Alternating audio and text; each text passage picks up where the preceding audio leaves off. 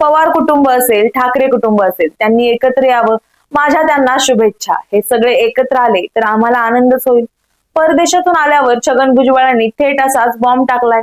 पण हे असं वक्तव्य पहिल्यांदाच केलं गेलंय का? तर नाही. याआधीही अनेकांनी पवार कुटुंब एकत्र यावं, ती काळाची गरज आहे असं म्हणत राजकीय संकेत दिलेत. पण यामध्ये तथ्य किती? पवार कुटुंब एकत्र येण्याचे चान्सेस आहेत का? आणि ते कोणकोणत्या कारणांमुळे एकत्र येऊ शकतात? आता अजित पवार जे बाहेर पडले ते सत्तेसाठी, त्यांना सत्ता मिळाली, पण सत्ता मिळूनही ते सत्तेत रमले नाहीयेत का? की शरद पवारांच्याच डोक्यात काहीतरी वेगळाच प्लॅन बनतोय? महाराष्ट्रात पुन्हा एकदा नवीन राजकीय नाट्य पाहायला मिळणार का? जाणून घेणार आहोत प्राईम संवादच्या आजच्या भागात. नमस्कार, मी सारिका. प्राईम संवाद या युट्यूब चॅनलवरती आपणा सर्वांचं स्वागत करते. आम्ही सगळे शरद पवारांना दैवत मानत आलो आहोत. आम्ही जरी राजकीय वेगळा मार्ग स्वीकारला असला तरी शरद पवारांबद्दल आदर आहे. पवार कुटुंब एक झालं तर आम्हाला आनंदच वाटेल. मी स्वतःला पवार कुटुंबाचा सदस्य समजतो, त्यामुळे जर हे घडून आलं तर मला देखील आनंद होईल, असं अजित पवार गटाच्या प्रफुल्ल पटेल यांनी म्हटलंय. पहाटेच्या शपथविधीच्या वेळी अजित पवारांसोबत असणाऱ्या, नंतर शरद पवारांसोबत आलेल्या आणि फुटीच्या वेळी अजित पवारांची साथ देणाऱ्या अन्न आणि औषध प्रशासन मंत्री नरहरी झिरवाळ यांनी सुद्धा दोन्ही पवार एकत्र यावेत असं म्हटलंय. तसंच बजरंगाच्या छातीत जसे प्रभू श्रीराम होते तसे माझी छाती फाडली तर शरद पवार दिसतील असंही वक्तव्य केलंय. त्याचप्रमाणे नवीन वर्षाच्या सुरुवातीला अजित पवार यांच्या मातोश्री आशा पवार याही विठ्ठलाचे दर्शन घेऊन आल्या. पंढरपूरच्या विठ्ठलाकडे त्यांनी घरातील सगळे वाद संपू देत आणि सगळे एकत्र येऊ देत असं साकडं घातलं होतं. आता पंढरपूरच्या विठुराया त्यांचं ऐकणार का आणि पवार खरंच एकत्र येणार का?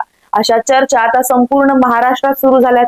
पण या चर्चा कशासाठी आणि असे कोणते सिग्नल्स महाराष्ट्राच्या राजकारणात मिळत आहेत का?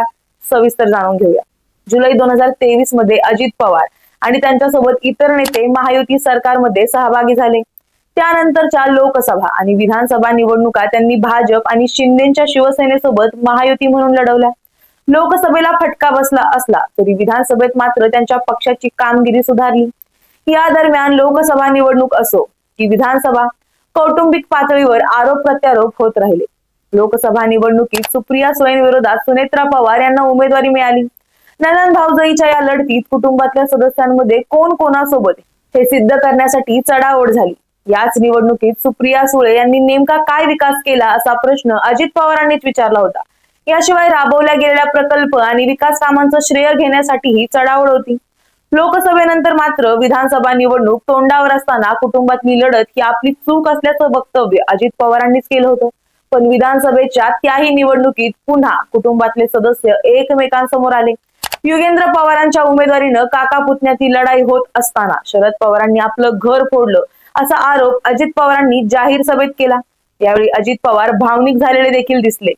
शरद पवारांनी मात्र त्यांच्या या वक्तव्याला प्रत्युत्तर देताना त्यांची नक्कल केली. यानंतर अगदी अजित पवारांची आई आशाताई पवार नेमक्या कोणासोबत यावरूनही वक्तव्य झाली. अजित पवार त्यांना त्यांच्यासोबत सभेला घेऊन गेले, तर दुसरीकडे अजित पवारांचे भाऊ आणि युगेंद्र पवारांचे वडील श्रीनिवास पवार यांनी आईची तब्येत ठीक नसतानाही अजित पवारांनी त्यांना सभेला नेल्याचा आरोप केला. तसंच त्यांना येण्याची इच्छा नसल्याचंही म्हटलं. कुटुंबातील आरोप प्रत्यारोप या पातळीवर होत असताना दरवर्षी एकत्र होणाऱ्या दिवाळीलाही पवार कुटुंब एकत्र दिसलं नाही. दोन घरांमध्ये दोन पाडवे आणि भाऊबीज साजरी झाल्याचे फोटो समोर आले. मात्र निवडणुकीपूर्वी पवार कुटुंबानं निवडणुकीमुळे एकत्र येता आलं नाही, पण पुढची दिवाळी मात्र आम्ही एकत्र साजरी करणार असं म्हटलं. हे इतकं सगळं असतानाही पवार कुटुंब एकत्र येण्याच्या चर्चा का? आता याला फक्त झिरवळ, पटेल आणि आशाताई पवार यांची स्टेटमेंट कारणं ठरतायत का? तर नाही. गेल्या काही दिवसात शरद पवार आणि अमित शहा यांची भेट झाली. त्याचप्रमाणे महाविकास आघाडी आणि महायुती या दोन्ही पक्षातील नेत्यांच्या आपापसात भेटी झाल्याचंही पाहायला मिळालं. यावरून आता पवार कुटुंब खरंच एकत्र येणार का अशी चर्चा रंगली आहे. लोकसभा निवडणूक झाल्यानंतरच सुनेत्रा पवार या शरद पवारांच्या भेटीला गेल्याच्या चर्चा सुरू होत्या. विधानसभा निवडणुकीनंतर सत्ता स्थापनेला उशीर होत असताना स्वतः अजित पवार शरद पवारांच्या वाढदिवसाच्या निमित्तानं त्यांच्या भेटीसाठी सहकुटुंब पोहोचले. यावेळी त्यांच्यासोबत राष्ट्रवादी काँग्रेसचे इतर नेतेही उपस्थित होते. ही भेट शरद पवार आणि प्रतिभा पवार यांना वाढदिवसाच्या शुभेच्छा देण्यासाठी असल्याचं अजित पवारांनी म्हटलं. इतकंच नाही तर शरद पवारांच्या वाढदिवशी अमित शहा यांनी शरद पवारांची भेट घेतली होती. आता या सगळ्या भेटी जरी वाढदिवसाच्या शुभेच्छा देण्यासाठी असल्या तरीही फक्त इतकंच कारण होतं का? की पक्षाच्या पुढच्या भूमिका ठरवण्यासाठी या भेटी होत्या, हे अजूनही समजलेलं नाही। याच दरम्यान अजित पवार यांच्या विजयाला आव्हान देणारा ईव्हीएम तपासणीचा अर्ज युगेंद्र पवारांनी मागे घेतला। दुसरीकडे मवियाकडून ईव्हीएम वर प्रश्न उपस्थित केले जात असताना सुप्रिया सुळेंनी ईव्हीएम बद्दल काही वक्तव्य करणं टाळलं। मीच लोकसभेत 4 वेळा निवडून आल्यानंतर ईव्हीएम वर आरोप करणं किती योग्य, या आशयाचं स्टेटमेंट त्यांनी केलं। हे सुरू असतानाच अजित पवारांच्या आणि शरद पवारांच्या भेटीच्या पार्श्वभूमीवर बोलताना सुनंदा पवार यांनी दोन्ही पवार एकत्र यावेत असं वक्तव्य केलं। ही चर्चा होत असताना त्याला आणखी एक पार्श्वभूमी आहे, ती म्हणजे राष्ट्रवादी शरदचंद्र पवार यांच्या पक्षात असलेल्या काही नेत्यांनी त्यांची साथ सोडण्याच्या चर्चांची, यात अनेक वरिष्ठ नेत्यांची नावं चर्चेत आहेत। काहींनी मंत्रिपद देखील दिली जाणार असल्याचं बोललं जातंय। पण या चर्चा सुरू असताना ही वक्तव्य मात्र बहुतांश अजित पवारांसोबत असलेले नेतेच करत आहेत।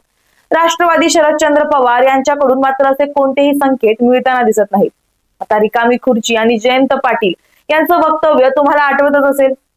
यंदाच्या विधानसभा मंत्रिमंडळ विस्तारात एक खुर्ची रिकामी ठेवली गेलीये, पण ती कोणासाठी? जयंत पाटील यांनी अजित पवारांना उत्तर दिलं होतं की आपल्या राजकारणात सगळेच निर्णय हे योग्य वेळ आल्यानंतर घेतले जातात, जेव्हा योग्य वेळ येईल तेव्हा काय ते समजेल, अशा आशयाचं त्यांचं विधान होतं। आता यावरूनच जयंत पाटील हे महायुतीत येणार अशा ही चर्चा सुरू झाल्या, पण यावर ते किंवा शरद पवार स्पष्ट काहीच बोलले नाहीत। यामुळेच आता शरद पवार आणि अजित पवार हे एकत्र येणं अवघड असेल तरीही ते अशक्य नाही। आता अजित पवारांकडे पाहायचं झालं तर त्यांनी मुख्यमंत्री व्हावं असं त्यांच्या सकट त्यांच्या आई आशाताई आणि महाराष्ट्राच्या त्यांच्या सर्व समर्थक जनतेला वाटत होतं, पण त्यांनी उपमुख्यमंत्री पदाची शपथ घेतली आणि तुर्तासही मुख्यमंत्री पदापासून ते लांब गेले। यानंतर पहाटेचा झालेला शपथविधी तुम्हाला आठवतच असेल। तो शपथविधी सुद्धा शरद पवारांच्या सांगण्यावरून झाला होता असं म्हटलं जातं। आता अर्थात शरद पवारांचा अंदाज हा कोणालाही येणं शक्य नाही, त्यामुळे अजित पवार आता काय करणार याकडे सगळ्यांचं लक्ष लागलंय।